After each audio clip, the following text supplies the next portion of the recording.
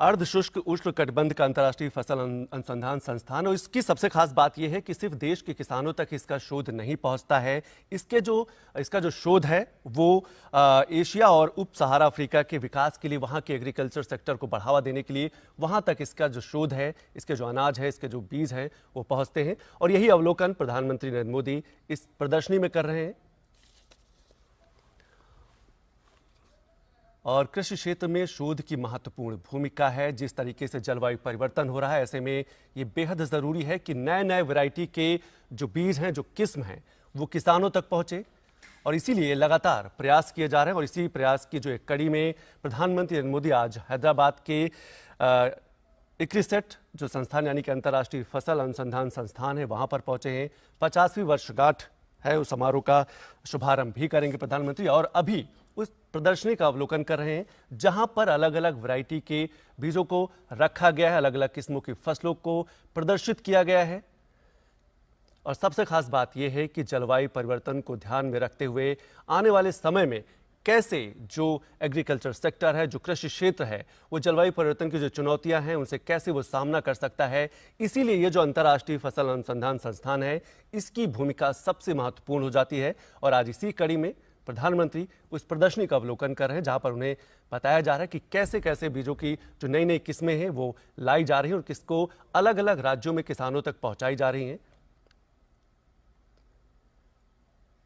जो अंतर्राष्ट्रीय फसल अनुसंधान संस्थान, इसकी एक और खास बात है कि कम पानी वाली बीजों का भी इसने कई किस्में लोगों तक पहुंचाई है, किसानों तक पहुंचाई। यानी कि बहुत से ऐसे क्षेत्र हैं जहां पर पानी की थोड़ी समस्या है, वहां पर ऐसे किस्म, ऐसे बीज डेवलप किए गए हैं, उनका शोध किया गया। इस अंतर्राष्ट्रीय फसल अनुसंधान संस्थान के माध्यम से शोध किया गया है कि कम पानी में भी वो फसलें अच्छी उत्पादित हो सकती हैं, अच्छा उत्पादन दे सकती हैं।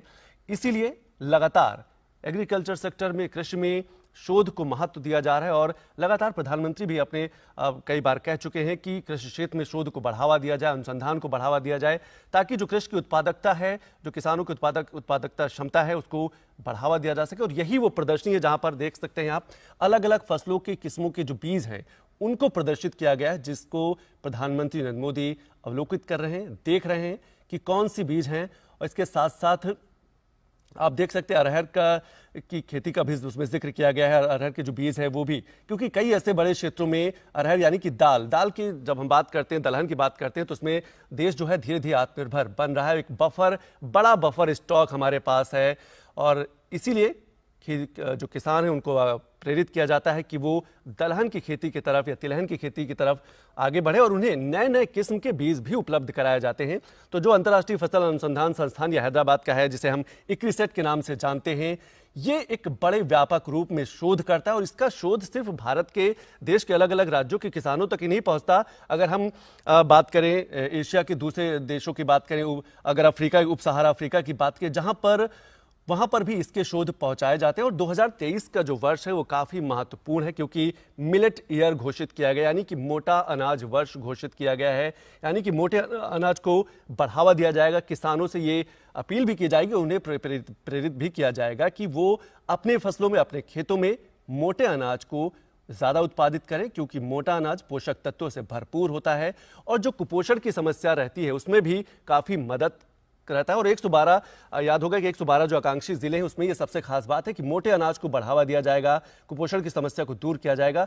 और इसीलिए प्रधानमंत्री आज उस प्रदर्शनी का अवलोकन कर रहे हैं जहां पर अलग अलग वैरायटी के, अलग अलग किस्मों के, चाहे रबी की फसलों की बात करें, चाहे खरीफ की फसलों की बात करें, उनके जो बीज हैं, उनकी जो प्रदर्शनी है उसको अवलोकित कर रहे हैं। और ये समझने की कोशिश कर रहे हैं कि आने वाले दिनों में जलवायु परिवर्तन की जो चुनौतियां हैं उससे जो कृषि क्षेत्र है वो कैसे निपट सकता है। तो प्राकृतिक संसाधन प्रबंधन की बात होती है जब हम प्राकृतिक खेती की, इसीलिए लगातार प्रयास किए जा रहे हैं कि प्राकृतिक खेती को बढ़ावा दिया जाए। यानी कि ऐसी खेती जिसमें रसायन का उपयोग बिल्कुल ना हो, प्राकृतिक तरीके से उस खेती को उत्पादित किया जाए, उस फसल को उत्पादित किया जाए, जिसमें जीरो बजट फार्मिंग की भी बात होती है। यानी कि किसानों को खेती में लागत कम से कम की जाए। लागत कम होगी, उत्पादन क्षमता बढ़ेगी, तो उनकी जो आर्थिक स्थिति है वो भी बेहतर होगी।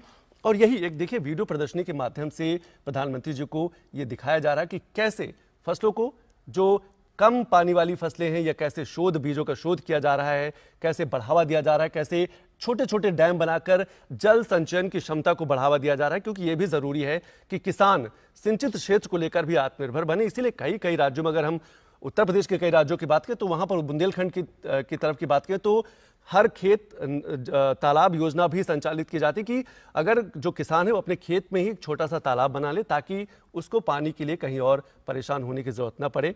तो प्रधानमंत्री एक प्रदर्शनी का अवलोकन कर रहे हैं जिसके माध्यम से यह बताया जा रहा है कि अलग अलग शोध के माध्यम से, ये मोटा अनाज है जिसके 2023 को मोटा अनाज घोषित किया गया और मोटे अनाज को ज़्यादा बढ़ावा दिया गया है ताकि मोटा अनाज जो अगर ज़्यादा उत्पादित होगा तो जो पोषक तत्व हैं हमारे आपके स्वास्थ्य को भी बेहतर किया जाएगा। इसीलिए अगर हम किसानों की आर्थिक क्षमता की बात करें तो सरकार लगातार ये प्रयास कर रही है कि ऑनलाइन मंडियां स्थापित की गई हैं कि वो सीधे अपना जो उत्पादित जिन्स है वो कहीं भी किसी भी बाजार में जाके बेच सकता है ताकि वो आर्थिक रूप से अपनी संपन्नता को बरकरार रखे। और सरकार का मकसद यही है कि किसानों की जो आय है वो लगातार बढ़ती रहे, उनके पास ऐसे बीज, ऐसे जिन्स पहुंचे जिससे वो अपनी उत्पादन क्षमता को बढ़ा सके। और इसमें सबसे खास बात है रेन वाटर मैनेजमेंट, जिसका जो प्रधानमंत्री नरेंद्र मोदी इस समय देख भी रहे हैं कि रेन वाटर मैनेजमेंट की जो संरचना है उसको कैसे आगे बढ़ावा दिया जा सकता है और खास तौर से किसानों को इस बात के लिए प्रेरित किया जा सकता है कि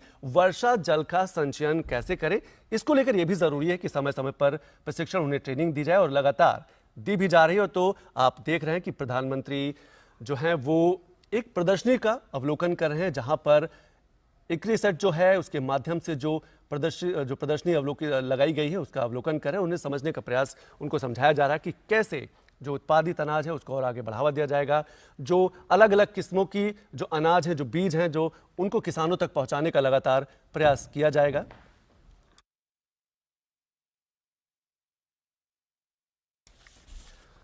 तो प्रधानमंत्री हैदराबाद पहुंचे हैं और इक्रिसेट इस समय है जो अर्धशुष्क उष्ण कटिबंध का अंतर्राष्ट्रीय फसल अनुसंधान संस्थान है वहां का वो दौरा कर रहे हैं। इस समय एक प्रदर्शनी वो देख रहे हैं, उस प्रदर्शनी में अलग अलग बीजों को अवलोकित किया गया, एक प्रदर्शनी लगाई गई है और मोटे अनाज को बढ़ावा देने के लिए लगातार किसानों को प्रेरित किया जा रहा है। और इसीलिए अंतर्राष्ट्रीय 2023 का जो वर्ष है, अंतर्राष्ट्रीय मोटा अनाज वर्ष भी घोषित किया गया है कि इससे लोगों को जोड़ा जा सके। ये जो मोटा अनाज है हमारे आपके स्वास्थ्य के लिए तो बेहतर है ही, साथ साथ कृषि की जो उत्पादन क्षमता है उसको भी बढ़ाता है, किसानों की आमदनी को भी बढ़ाता है। और सबसे खास बात है कि जिस खेत में मोटा अनाज उत्पादित किया जाता है उसकी जो उर्वरा शक्ति है उसमें भी दिन प्रतिदिन उसको विस्तार मिलता है, बढ़ावा दिया जा सकता है। आप बिल्कुल स्पष्ट देख पा रहे हैं कि जो प्रदर्शनी है वो ज़्यादातर से मोटे अनाजों की प्रदर्शनी है, दलहन है, तिलहन है। इसके साथ साथ जो इस समय प्रधानमंत्री जो है अर्धशुष्क उष्ण कटिबंध का अंतर्राष्ट्रीय फसल अनुसंधान संस्थान है जिसे हम international crops research institute of the semi arid tropics कहते हैं, उसका अवलोकन कर रहे हैं। वहां पर एक प्रदर्शनी लगाई गई है और लगातार इस बात का प्रयास भी किया जा रहा है कि हम कैसे किसानों को आत्मनिर्भर बना सके, वो चाहे सिंचित क्षेत्र को बढ़ावा देने की बात हो यानी कि जल संसाधनों की बात हो, सिंचाई की बात हो, चाहे हम गुणवत्ता युक्त बीज की बात करें, क्योंकि अक्सर ये देखा जाता है कि किसानों के पास गुणवत्ता युक्त बीज जब पहुंचता है तो उनकी जो उत्पादन क्षमता है वो बेहतर हो जाती है। और इक्रिसेट का यही काम है।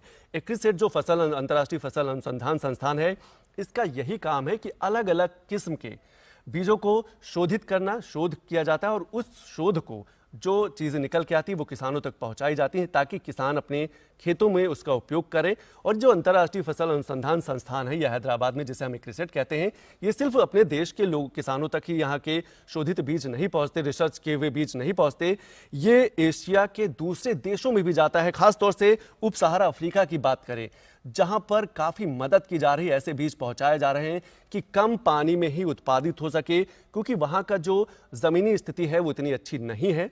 इसको बढ़ावा दिया जा रहा है कि ताकि उन फसलों में ज्यादा पानी की जरूरत न हो। और प्रधानमंत्री नरेंद्र मोदी एक ऐसी ही प्रदर्शनी का अवलोकन कर रहे हैं, उनको समझाया जा रहा है कि ये मोटे अनाज है, इनको कैसे देश के अलग अलग किसानों के खेतों में पहुंचाया जाएगा। तो इक्रिसेट प्रधानमंत्री नरेंद्र मोदी इस समय हैदराबाद के अंतर्राष्ट्रीय उष्ण कटिबंध का अंतर्राष्ट्रीय फसल अनुसंधान संस्थान के दौरे पर हैं और ये 50वीं वर्षगांठ समारोह का यहाँ पर आयोजन हो रहा होगा और उसका ये प्रधानमंत्री शुभारंभ भी करेंगे। तो आप देख सकते हैं मोटे अनाज आपके टीवी पे दिख रहे हैं जिसमें बाजरा है, मोटे अनाज हैं, उनको प्रदर्शित किया गया। यही प्रदर्शनी ये जो है मोटे अनाजों की ही प्रदर्शनी है ताकि आने वाले दिनों में जो 2023 का लक्ष्य है उसको पूरा भी किया जा सके। और सबसे खास बात है कि कृषि में संतुलन रहे। अक्सर देखा जाता है कि कृषि में संतुलन बनाना बेहद ज़रूरी है कि जहां पर हम एक तरफ अधिक लाभदायी फसलों को उत्पादित करें, वहीं यह भी ज़रूरी है कि जो पोषक तत्वों से भरपूर फसलें हैं उनको भी हम किसानों के खेतों में वो किसान जो है अपने उत्पादित करें, ताकि एक संतुलन बना रहे। और संतुलन जब बना रहता है तो मिट्टी की जो उर्वरा शक्ति है, जो उर्वरा क्षमता है, वो बढ़ती है। इसीलिए प्राकृतिक खेती को भी बढ़ावा दिया जाता है।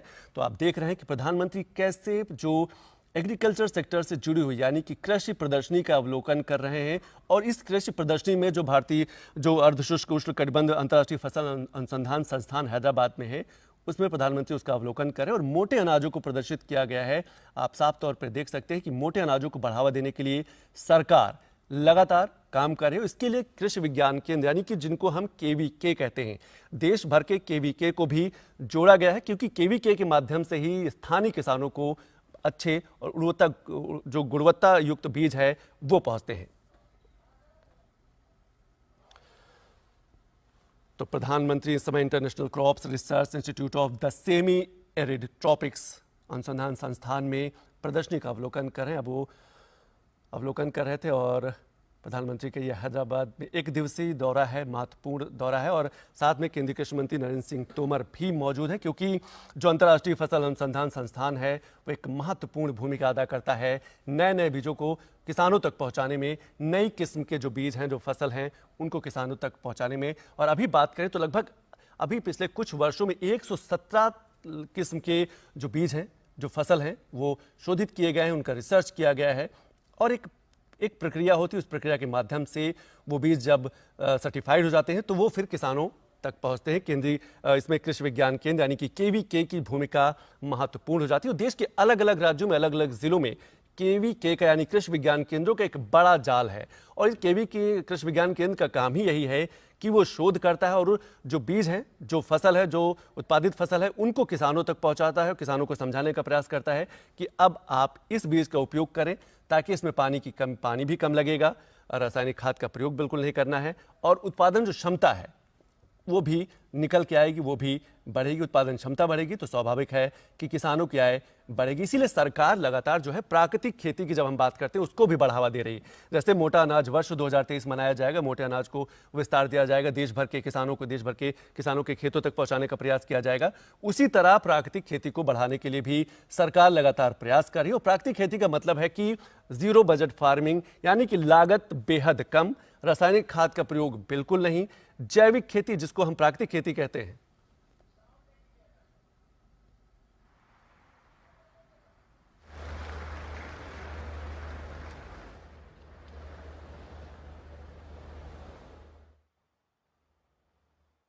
We also welcome Honorable Governor Dr. Tamilisai Soundararajan, Honorable Union Minister of Agriculture and Farmers Welfare Shri Narendra Singh Tomar, and Honorable Minister for Tourism and Culture Shri G. Kishan Reddy, and our Director General ICRISAT Dr. Jacqueline Hughes.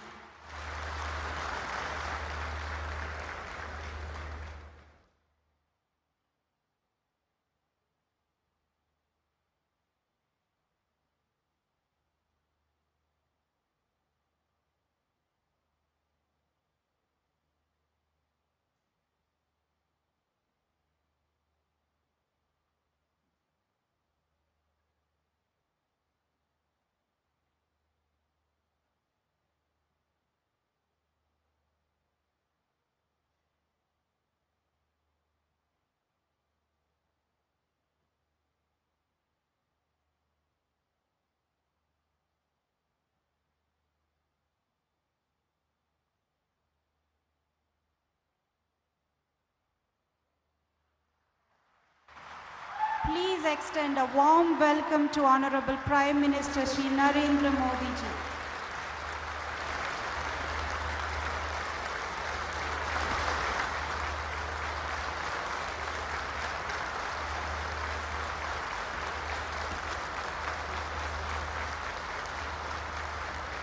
It's an honor to have you with us, sir.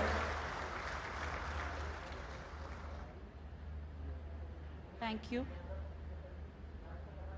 I request Dr. Jacqueline Hughes, Director General ICRISAT, to felicitate Honorable Prime Minister Shri Narendra Modi by presenting a memento.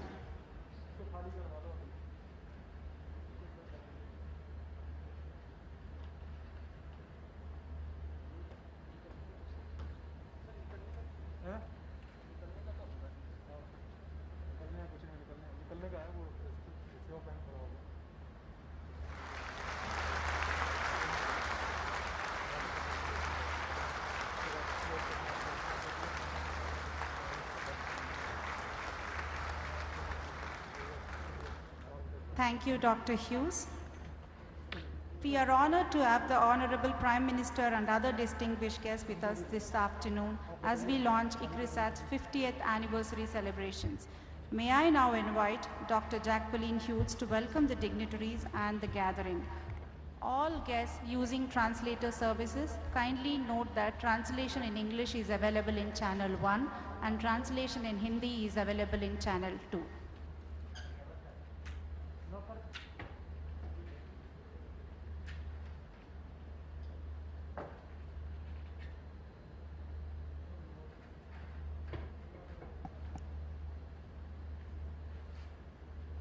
Honorable Prime Minister Shri Narendra Modi, Honorable Governor Dr. Tamilisai Soundararajan, Honorable Minister of Agriculture and Farmers Welfare Shri Narendra Singh Tomar, Honorable Minister for Tourism, Culture and Development of Northeast Shri Kishan Reddy, members of the Diplomatic Corps and distinguished guests in the audience, ladies and gentlemen.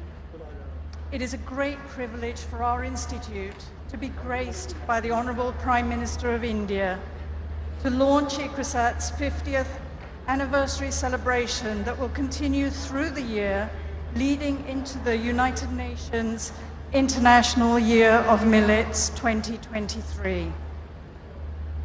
Great visionaries such as Dr. M.S. Swaminathan understood the need for an advanced agriculture research institute to serve the needs of the smallholder farmers, specifically in the drylands.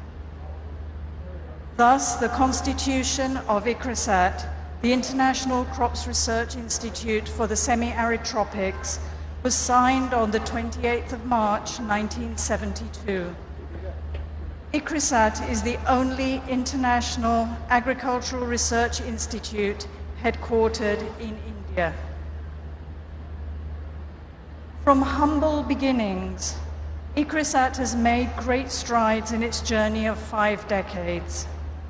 Through this journey, ICRISAT has aligned its work with the goals of our host country, such as doubling farmers' incomes, self-sufficiency in pulses, more crop per drop, and many others.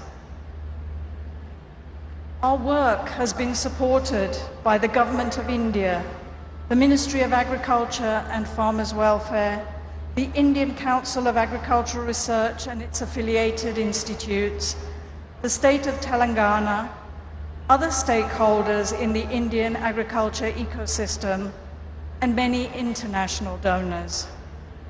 We're grateful for their support and hope the partnership will continue for at least another 5 decades. Farming has always been risky, especially in the semi-arid rain-fed regions. Our focus is on the drylands of Asia and Africa, where the risk is magnified by climate change, land degradation, and competition for land and water resources.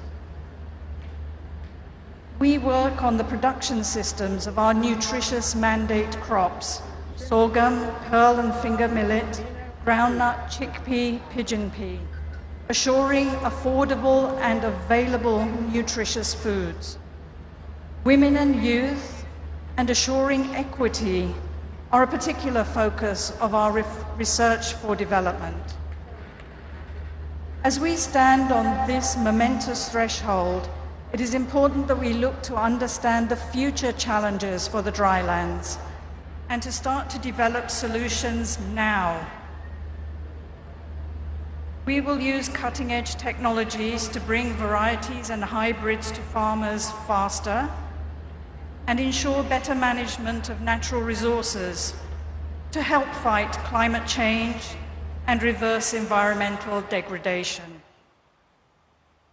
On its 50th anniversary, ICRISAT rededicates itself to making dryland agriculture resilient, sustainable, and profitable.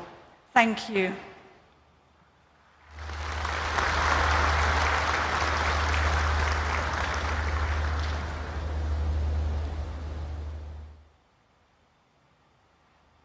Thank you, Dr. Hughes, for your vision of the task that lies ahead for ICRISAT. I now invite Honorable Minister for Agriculture and Farmers' Welfare, Shri Narendra Singh Tomar, to address the gathering.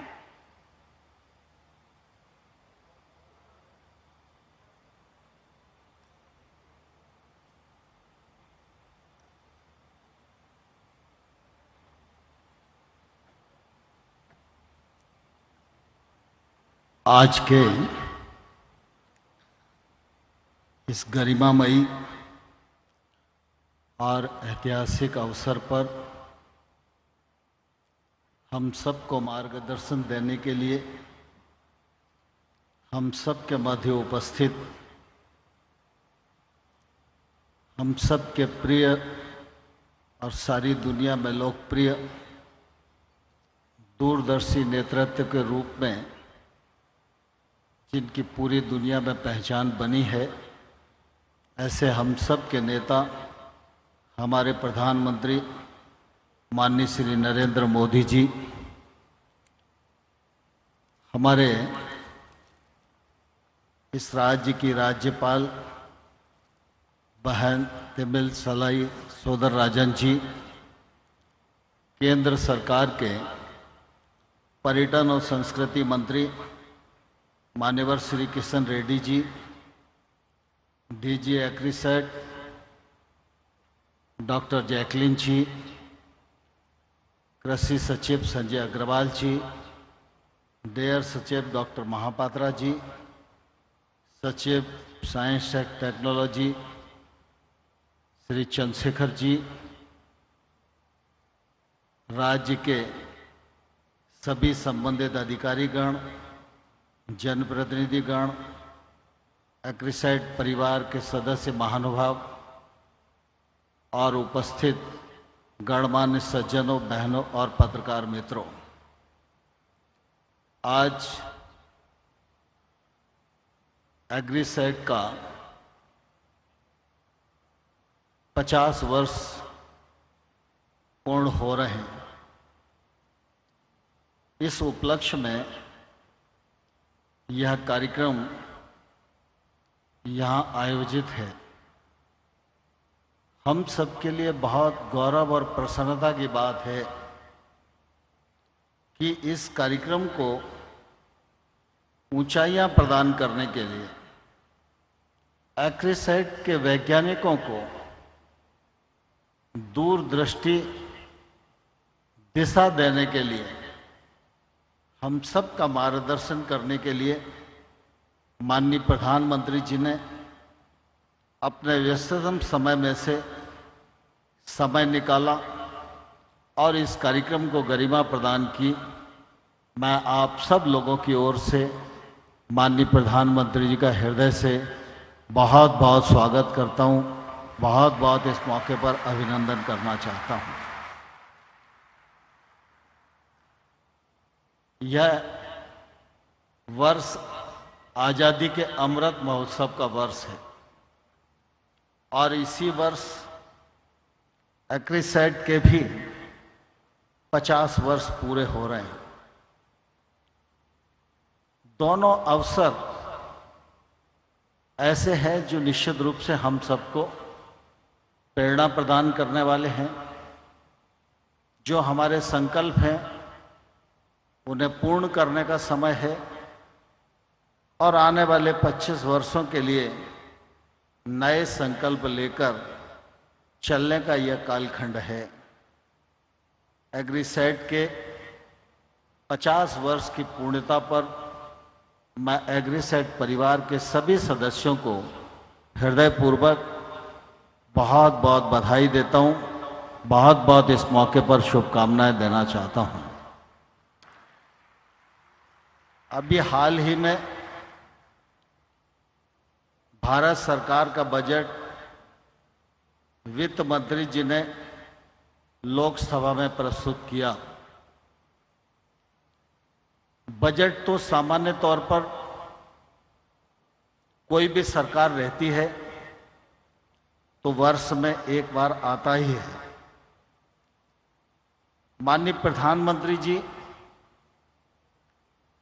ने 2014 में कामकाज संभाला, तब से हर वर्ष budget प्रस्तुत होता है और हर वर्ष बजट के माध्यम से देश को नई दिशा मिलती ही रही है। लेकिन इस बार का बजट, जहां एक ओर गांव, गरीब, किसान, दलित, महिला और नौजवान, इनके उत्थान और हितों का संरक्षक है, वहीं दूसरी ओर हम देखेंगे तो हमारे समूचा देश आने वाले 25 वर्षों में, जब हमारा देश स्वतंत्रता की शताब्दी मनाएगा, तो उस समय नया भारत कैसा होगा,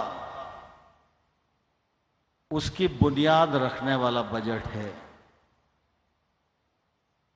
इस अच्छे बजट को देश के सभी वर्गों ने सराहा है और इस अच्छे बजट की कल्पना के पीछे प्रधानमंत्री जी की जो कल्पना है, उसका निश्चित रूप से मैं हृदय से बहुत बहुत अभिनंदन करता हूं। इस मौके पर उनका बहुत बहुत स्वागत करना चाहता हूं। हम सब जानते हैं कि कृषि और किसान भारत के लिए महत्वपूर्ण है। एक समय था जब कहा गया जय जवान जय किसान। वाजपेयी जी जब प्रधानमंत्री बने तो वाजपेयी जी ने जय जवान जय किसान में जय विज्ञान जोड़ा, और जब मोदी जी ने देश का कार्यभार संभाला तो उन्होंने जवान की भी जय की, किसान की भी जय की, विज्ञान की भी जय की, लेकिन इसमें चौथी बात जय अनुसंधान भी जोड़ा। और इसलिए आज हम मोदी जी की सरकार के किसी भी कार्यकलाप में अध्ययन करके और विश्लेषण करके देखेंगे तो उनका पूरा बल नवाचार, अनुसंधान, अधोसंरचना विकास, आत्मनिर्भर भारत, नया भारत, एक भारत और श्रेष्ठ भारत की कल्पना को मूर्त रूप करता हुआ दिखाई देता है। जब अनुसंधान की बात आती है तो आज हम अनुसंधान परिषद में ही बैठे हुए और मुझे बहुत प्रसन्नता है, इक्रिसैट देश में मोटे अनाज की दृष्टि से अनुसंधान कर रहा है। उसके सदपरिणाम भी सामने आ रहे हैं और एग्रीसेट की यह भी चिंता है कि बदलते परिवेश में फसलों पर प्रतिकूल पर्यावरणीय प्रभाव कम से कम पड़े, न पड़े तो और अच्छा है। इस दिशा में निश्चित रूप से वो अनुसंधान करते हुए आगे बढ़ रहे हैं। मुझे ये कहते हुए भी प्रसन्नता है कि जब कोविड का कालखंड था तो प्रधानमंत्री जी ने लगातार पूरी गंभीरता के साथ सारे देश को लेकर कोविड से निपटने के लिए जो जो आवश्यक था वो सब कदम उठाए। और कोविड के इस कालखंड में मिलेट्स लोगों की थाली का अंग बने, इस दिशा में काफी जागरूकता बढ़ी है।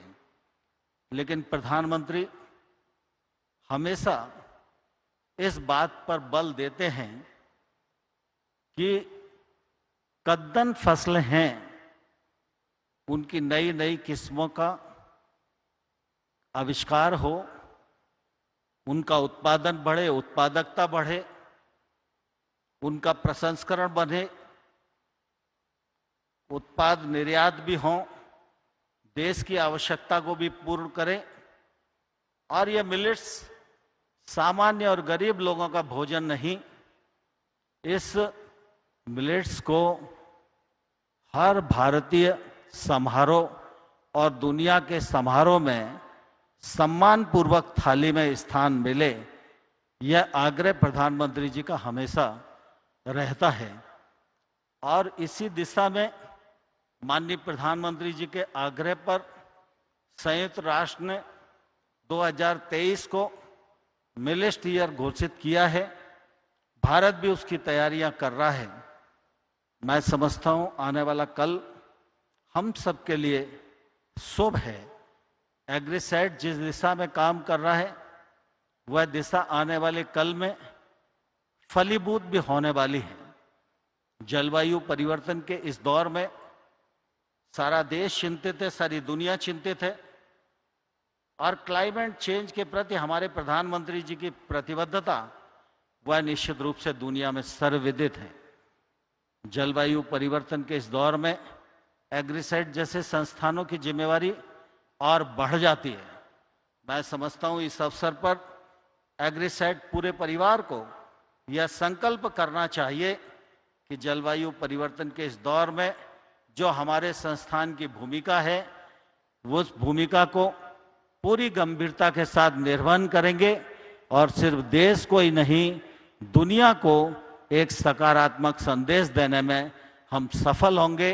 एग्रीसैट के 50वें वर्ष के इस मौके पर मैं पूरे परिवार को बहुत बहुत बधाई देता हूं, बहुत शुभकामनाएं देता हूं, और मंत्रालय की ओर से माननीय प्रधानमंत्री जी का पुनः एक बार बहुत बहुत स्वागत, बहुत बहुत अभिनंदन, धन्यवाद। जय Hind.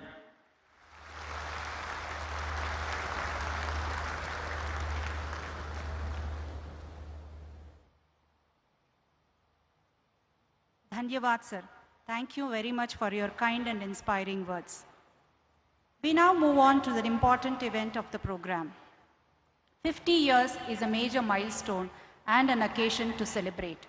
It is an opportunity to rededicate ourselves in the service of smallholder farmers.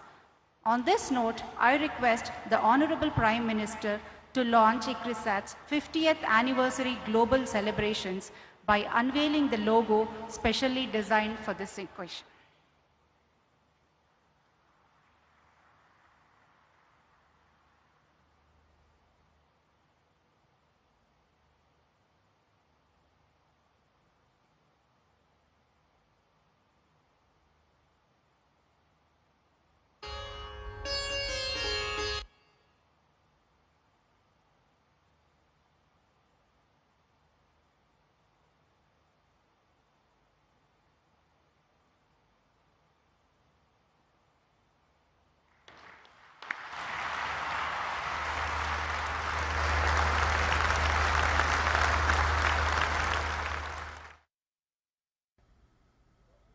तो प्रधानमंत्री नरेंद्र मोदी जो हैं एक दिवसीय यात्रा है, एक दिवसीय दौरे पर हैं हैदराबाद में, और अंतर्राष्ट्रीय फसल अनुसंधान संस्थान है उसके 50 वर्ष पूरे हो रहे हैं। उसके समारोह में प्रधानमंत्री शामिल होंगे। और अंतर्राष्ट्रीय फसल अनुसंधान संस्थान, उसका मुख्य कार्य, मुख्य मकसद यही है कि अलग अलग किस्मों के जो बीज हैं वो शोधित किए जाएं, उस पर रिसर्च हो, और फिर वो देश भर के किसानों में, देश भर के खेतों तक वो पहुंचे, उनको उत्पादित किया जाए। और इसीलिए लगातार ये प्रयास की जो कृषि क्षेत्र है उसको बढ़ावा दिया जाए।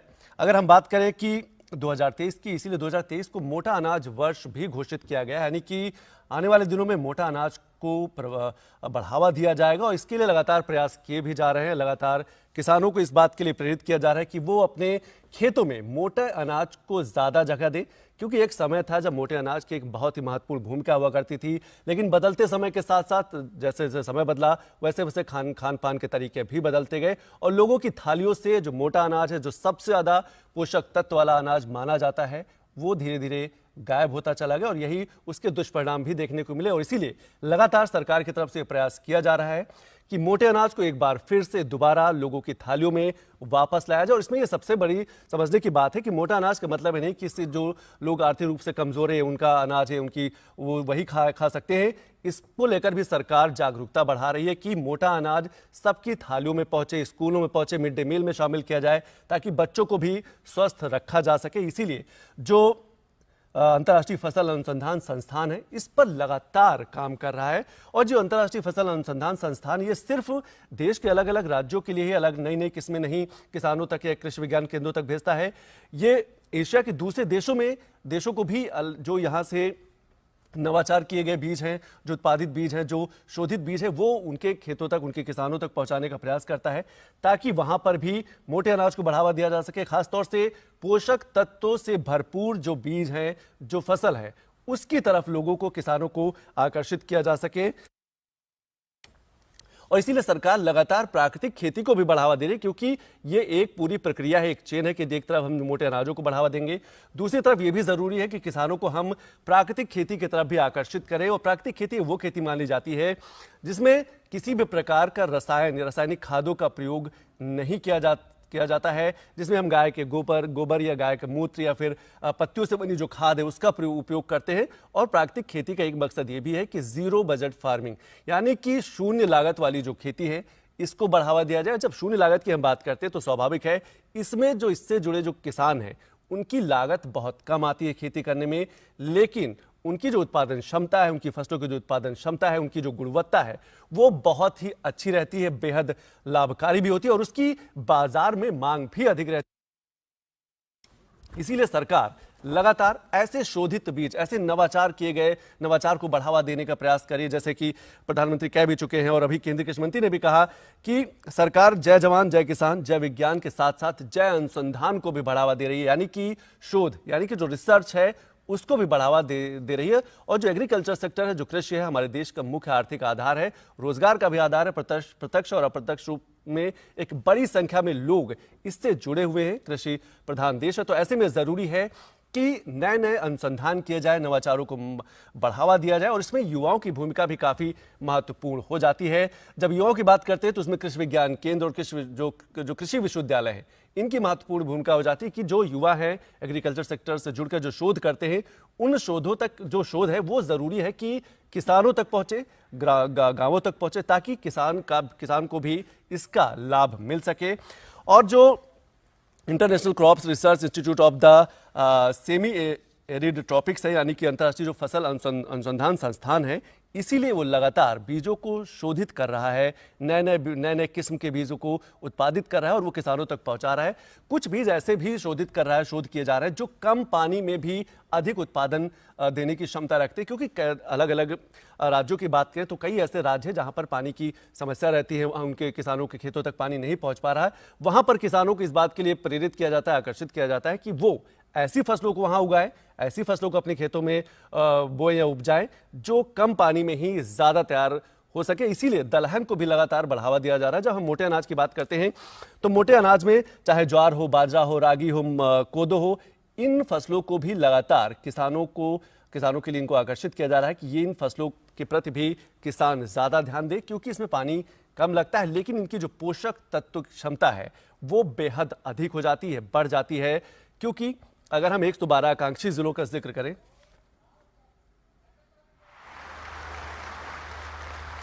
That was an impressive video which talks about ICRISAT's history and research. Commemorative stamps, as the name suggests, are issued to commemorate important events. We are honored that the Department of Force, Government of India has brought out a commemorative postage stamp to mark ICRISAT's 50th anniversary celebrations. This stamp is both an honor for the Institute and a timely reminder of the deep impacts ICRISAT, in collaboration with its many partners, have made to the food systems of the drylands over the last 50 years. For this privilege, we thank Department of Posts, Government of India. I request the Honorable Prime Minister to now release the commemorative stamp issued in honor of this important occasion.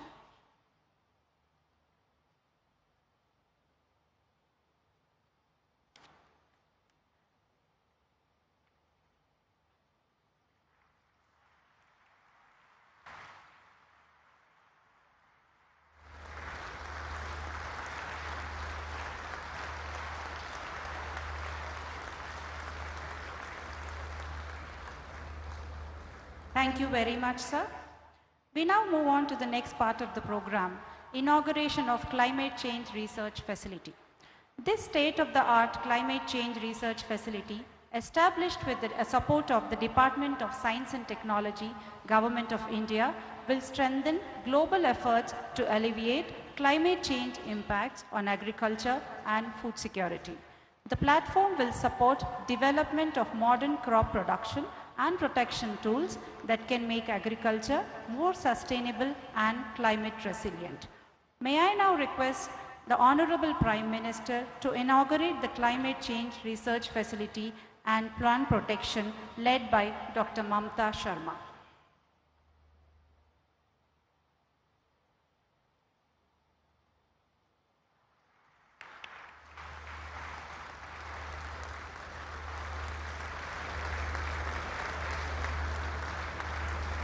Thank you, sir. The next part is the inauguration of Rapid Gen facility. Known as Rapid Gen, the facility will help produce varieties and hybrids in half the time compared to conventional breeding. It will accelerate plant life cycles in light temperature and humidity controlled conditions, and thus researchers can scale up and speed up their activities in the Rapid Gen facility. With this facility, ICRISAT will work with our partners for rapid generation advancement and achieving speed breeding. I now request Honorable Prime Minister to inaugurate the Rapid Gen facility, handled by Soban Sajja.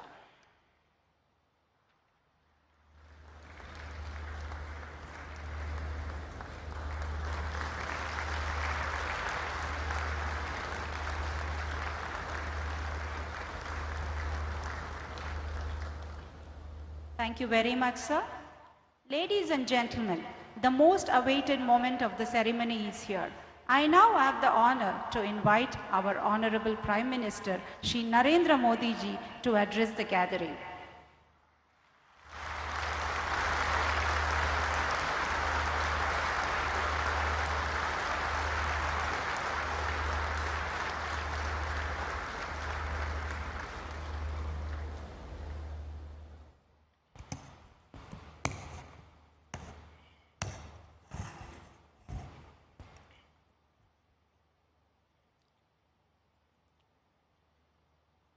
Telangana की राज्यपाल doctor Tamilisai Soundararajan जी, केंद्रीय मंत्रिपरिषद के मेरे सहयोगी नरेंद्र सिंह जी तोमर, श्री जी Krishna Reddy ji, ICRISAT की director general और online माध्यम से देश विदेश से, खासकर अफ्रीकी देशों से जुड़े महानुभाव, यहां उपस्थित देवियों और सज्जनों, आज वसंत पंचमी का पावन पर्व है। आज हम ज्ञान की देवी मां सरस्वती की पूजा करते हैं। आप सभी जिस क्षेत्र में हैं, उसका आधार ज्ञान, विज्ञान, इनोवेशन, इन्वेंशन ही है। और इसलिए वसंत पंचमी के दिन इस आयोजन का एक विशेष महत्व हो जाए। आप सभी को गोल्डन जुबिली सेलिब्रेशन की बहुत बहुत बधाई।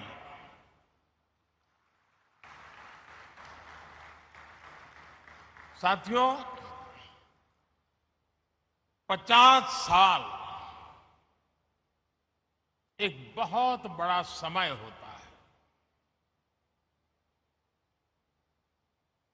और इस 50 साल की यात्रा में जब जब जिसने जो योगदान दिया है वे सभी अभिनंदन के अधिकारी हैं। इस कार्य को आगे बढ़ाने के लिए जिन जिन लोगों ने प्रयास किया है मैं उनका भी आज अभिनंदन करता हूं। ये भी अद्भुत संयोग है कि आज जब भारत अपनी आजादी के 75 वर्ष का पर्व मना रहा है तो आपकी संस्था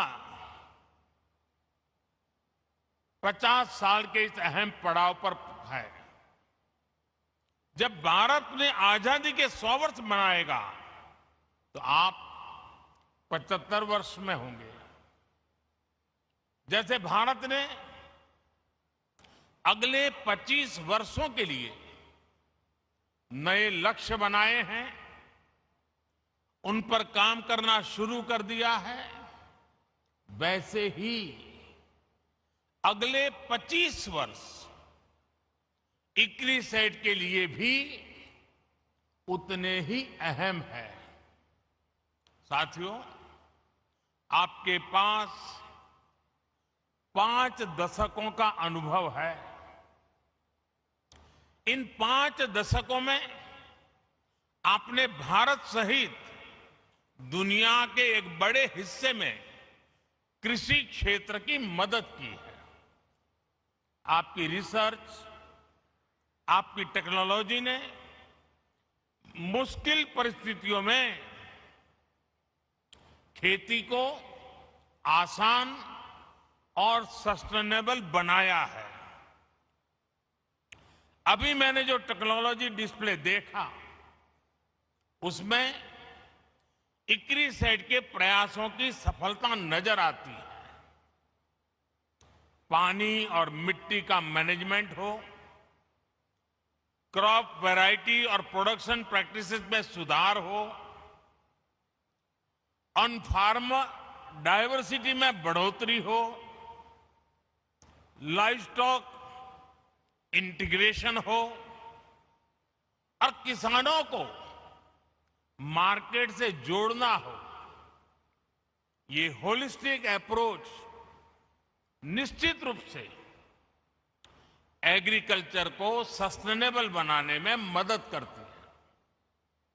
तेलंगाना और आंध्र प्रदेश में दालों, विशेष रूप से चिकपी को लेकर इस क्षेत्र में जो विस्तार हुआ है उसमें आपका योगदान अहम रहा है।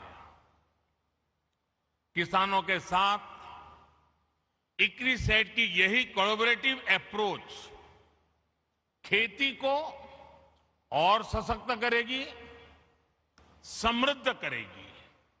आज climate change research facility on planet protection और रैपिड जनरेशन एडवांसमेंट फैसिलिटी के रूप में नई फैसिलिटीज का उद्घाटन हुआ है।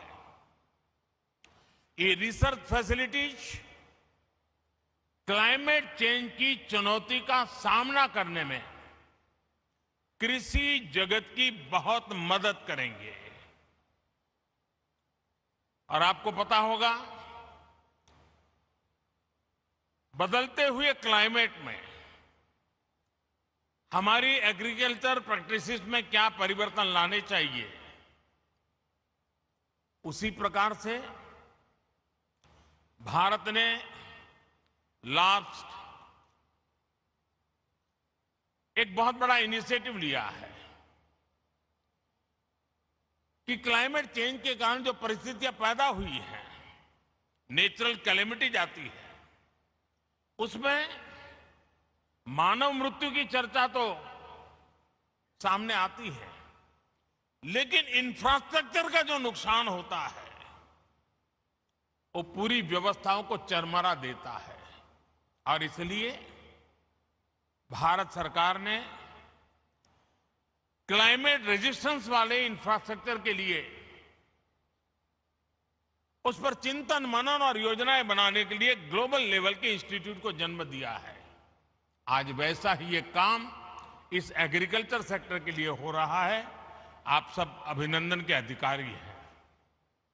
साथियों, क्लाइमेट चेंज वैसे तो दुनिया की हर आबादी को प्रभावित करता है, लेकिन इससे सबसे ज्यादा प्रभावित लोग वो होते हैं जो समाज के आखिरी पायदान पर होते हैं, जिनके पास रिसोर्सेज की कमी है, जो विकास की सीढ़ी में ऊपर चढ़ने के लिए मेहनत कर रहे हैं। इनमें बड़ी संख्या में हमारे छोटे किसान हैं और भारत में 80-85% किसान छोटे किसान हैं। हमारे छोटे किसान क्लाइमेट चेंज की बात उनके लिए बहुत बड़ा संकट बन जाती है। इसलिए भारत ने क्लाइमेट चैलेंज से निपटने के लिए दुनिया से इस पर विशेष ध्यान देने का आग्रह किया है। भारत ने 2070 तक 2070 तक नेट जीरो का टारगेट तो रखा ही है। हमने life mission, lifestyle for environment, इस लाइफ मिशन की जरूरत को भी हाईलाइट किया है। उसी प्रकार से प्रो प्लेनेट पीपल एक ऐसा मूवमेंट है जो क्लाइमेट चैलेंज से निपटने के लिए हर कम्युनिटी को, हर इंडिविजुअल को क्लाइमेट रिस्पॉन्सिबिलिटी से जोड़ता है। ये सिर्फ बातों तक सीमित नहीं है, बल्कि भारत सरकार के एक्शंस में भी ये रिफ्लेक्ट होता है।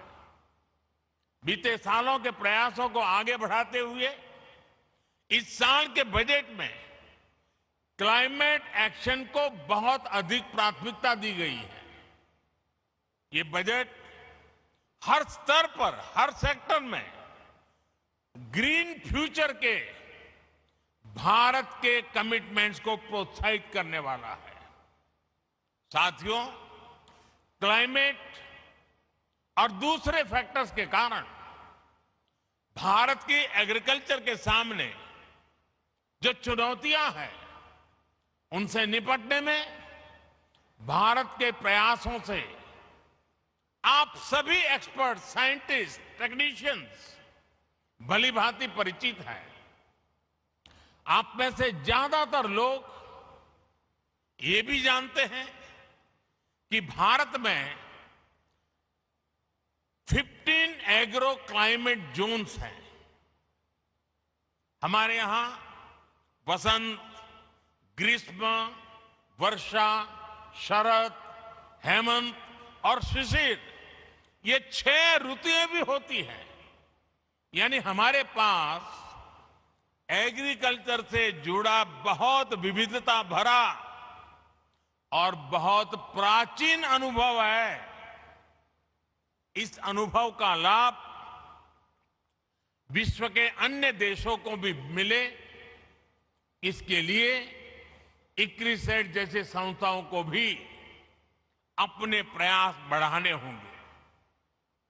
आज हम देश के करीब 170 डिस्ट्रिक्ट्स में ड्राउट प्रूफिंग के समाधान दे रहे हैं। क्लाइमेट चैलेंज से अपने किसानों को बचाने के लिए हमारा फोकस बैक टू बेसिक और मार्च टू फ्यूचर दोनों के फ्यूजन पर है। हमारा फोकस देश के उन 80% से अधिक छोटे किसानों पर है जिनको हमारी सबसे अधिक जरूरत है। इस बजट में भी आपने नोट किया होगा कि नेचुरल फार्मिंग और डिजिटल एग्रीकल्चर पर अभूतपूर्व बल दिया गया है। एक तरफ हम मिलेट्स, मोटे अनाज का दायरा बढ़ाने पर फोकस कर रहे हैं, केमिकल फ्री खेती पर बल दे रहे हैं, तो वहीं दूसरी तरफ सोलर पंप से लेकर किसान ड्रोन्स तक की खेती में आधुनिक टेक्नोलॉजी को प्रोत्साहित कर रहे हैं। आजादी के अमृतकाल यानी आने वाले 25 वर्ष के लिए एग्रीकल्चर ग्रोथ के लिए हमारे विजन का ये बहुत अहम हिस्सा है। साथियों, बदलते हुए भारत का एक महत्वपूर्ण पक्ष है डिजिटल एग्रीकल्चर। यह हमारा फ्यूचर है और इसमें भारत के टैलेंटेड युवा बहुत बेहतरीन काम कर सकते हैं। डिजिटल टेक्नोलॉजी से कैसे हम किसान को एम्पावर कर सकते हैं, इसके लिए भारत में प्रयास निरंतर बढ़ रहे हैं। क्रॉप असेसमेंट हो, लैंड रिकॉर्ड्स का डिजिटाइजेशन हो, ड्रोन के माध्यम से इंसेक्टिसाइड्स और न्यूट्रिएंट्स की स्प्रेइंग हो, ऐसी अनेक सर्विसेज में टेक्नोलॉजी का उपयोग, आर्टिफिशियल इंटेलिजेंस का उपयोग बढ़ाया जा रहा है। किसानों को सस्ती और हाई टेक सर्विस देने के लिए एग्रीकल्चर रिसर्च से जुड़े इकोसिस्टम्स और प्राइवेट एग्रीटेक प्लेयर्स के साथ मिलकर के काम हो रहा है। सिंचाई के अभाव वाले इलाकों में किसानों को बेहतर बीज, ज्यादा पैदावार, पानी के मैनेजमेंट को लेकर आईसीएआर और इक्रिसेट की पार्टनरशिप सफल रही है। इस सक्सेस को डिजिटल एग्रीकल्चर में भी विस्तार दिया जा सकता है। साथियों, आजादी के अमृत काल में हम हायर एग्रीकल्चर ग्रोथ पर फोकस के साथ ही इंक्लूसिव ग्रोथ को भी प्राथमिकता दे रहे हैं। आप सब जानते हैं कि कृषि के क्षेत्र में महिलाओं का योगदान बहुत अहम है। उन्हें सब प्रकार की मदद देने के लिए स्वयं सहायता समूहों के माध्यम से भी प्रयास किया जा रहा है। खेती में देश की एक बहुत बड़ी आबादी को गरीबी से बाहर निकालकर बेहतर लाइफस्टाइल की तरफ ले जाने का पोटेंशियल है। ये अमृतकाल कठिन भौगोलिक परिस्थितियों में खेती करने वाले किसानों को कठिनाइयों से बाहर निकालने के नए माध्यम भी मुहैया कराएगा। हमने देखा है सिंचाई के अभाव में देश का एक बहुत बड़ा हिस्सा ग्रीन रिवॉल्यूशन का हिस्सा नहीं बन पाया था। अब हम दोहरी रणनीति पर काम कर रहे हैं। एक तरफ हम वाटर कंजर्वेशन के माध्यम से नदियों को जोड़कर एक बड़े क्षेत्र को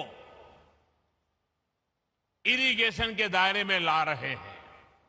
और अभी जब मैं प्रारंभ में यहां के सारे अचीवमेंट्स को देख रहा था तो उसमें बुंदेलखंड में किस प्रकार से पानी के प्रबंधन को और पर ड्रॉप मोर क्रॉप के मिशन को सफल करने के लिए कैसे सफलता पाई है, उसका विस्तार से वर्णन मेरे सामने साइंटिस्ट कर रहे थे।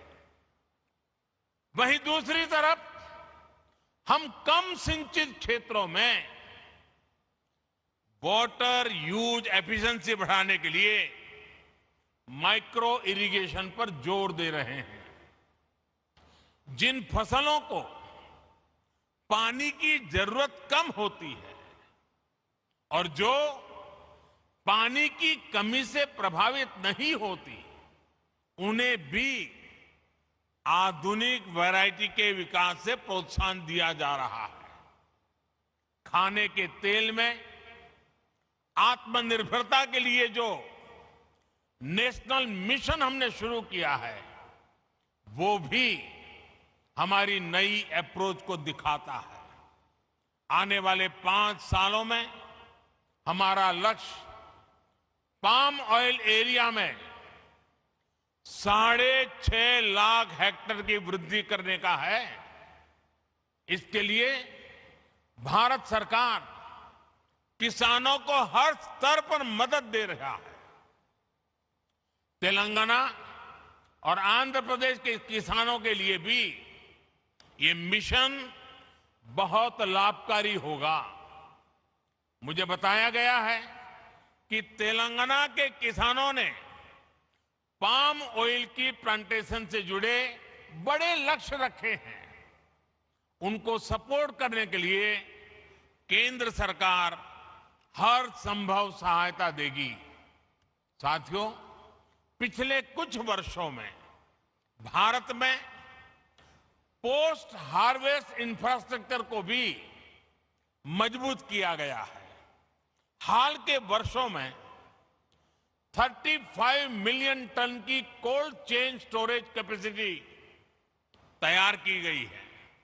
सरकार ने जो 1 लाख करोड़ रुपए का एग्रीकल्चर इंफ्रास्ट्रक्चर फंड बनाया है, उसकी वजह से भी पोस्ट हार्वेस्ट इंफ्रास्ट्रक्चर का तेजी से विकास हुआ है।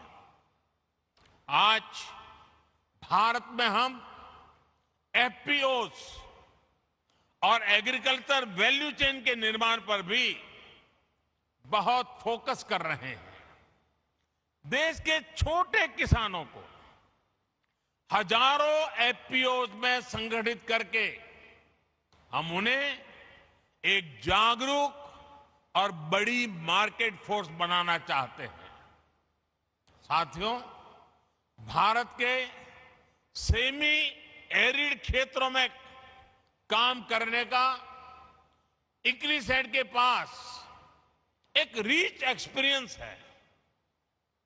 इसलिए सेमी एरिड क्षेत्रों के लिए हमें मिलकर किसानों को जोड़कर सस्टेनेबल और डाइवर्सिफाइड प्रोडक्शन सिस्टम का निर्माण करना होगा। अपने अनुभवों को ईस्ट और साउथ अफ्रीका के देशों के साथ शेयर करने के लिए एक्सचेंज प्रोग्राम भी शुरू किया जा सकता है। हमारा लक्ष्य सिर्फ अनाज का प्रोडक्शन बढ़ाना ही नहीं है। आज भारत के पास सरप्लस फूड ग्रेन है, जिसके दम पर हम दुनिया का इतना बड़ा फूड सिक्योरिटी प्रोग्राम चला रहे हैं। अब हम फूड सिक्योरिटी के साथ साथ न्यूट्रिशन सिक्योरिटी पर फोकस कर रहे हैं। इसी विजन के साथ बीते 7 सालों में हमने अनेक बायो फोर्टिफाइड वैरायटीज का विकास किया है। अब अपनी खेती को डाइवर्सिफाइड करने के लिए अपने सूखा प्रभावित क्षेत्रों में अधिक उत्पादन के लिए बीमारियों और कीटों से अधिक सुरक्षा देने वाली रिजिलियंट वैरायटीज पर हमें ज्यादा से ज्यादा काम करना है। साथियों, इक्रिसैट, आईसीएआर और एग्रीकल्चर यूनिवर्सिटी के साथ मिलकर एक और इनिशिएटिव पर काम कर सकता है। ये क्षेत्र है बायोफ्यूल का। आप तो स्वीट सोरगम उस पर काम करते रहे हैं। आप ऐसे बीज तैयार कर सकते हैं जिससे सूखा प्रभावित किसान या कम जमीन वाले किसान अधिक बायोफ्यूल देने वाली फसलें उगा सके। बीजों की प्रभावी डिलीवरी कैसे हो, उनके प्रति विश्वास कैसे पैदा हो, इसको लेकर भी मिलकर हम सबको साथ मिलकर के काम करने की जरूरत है। साथियों, मेरा विश्वास है कि आप जैसे इनोवेटिव माइंड्स की मदद से, पीपल्स पार्टिसिपेशन से और सोसाइटी के कमिटमेंट से हम एग्रीकल्चर से जुड़ी तमाम चुनौतियों पर विजय प्राप्त कर पाएंगे। भारत और दुनिया के किसानों का जीवन बेहतर बनाने में आप ज्यादा समर्थ हो, बेहतर से बेहतर टेक्नोलॉजिकल सॉल्यूशन देते रहें। इसी कामना के साथ एक बार फिर इक्रिसैट को इस महत्वपूर्ण पड़ाव पर उनके भव्य भूतकाल का अभिनंदन करते हुए, उज्जवल भविष्य की कामना करते हुए, देश के किसानों की आन बान शान के रूप में आपका ये पुरुषार्थ काम आए, इसीलिए मेरी बहुत बहुत शुभकामनाएं, बहुत बहुत बधाई। धन्यवाद।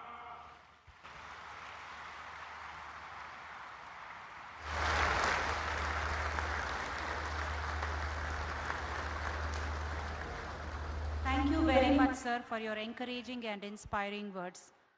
I take this privilege to thank you on behalf of whole ICRISAT.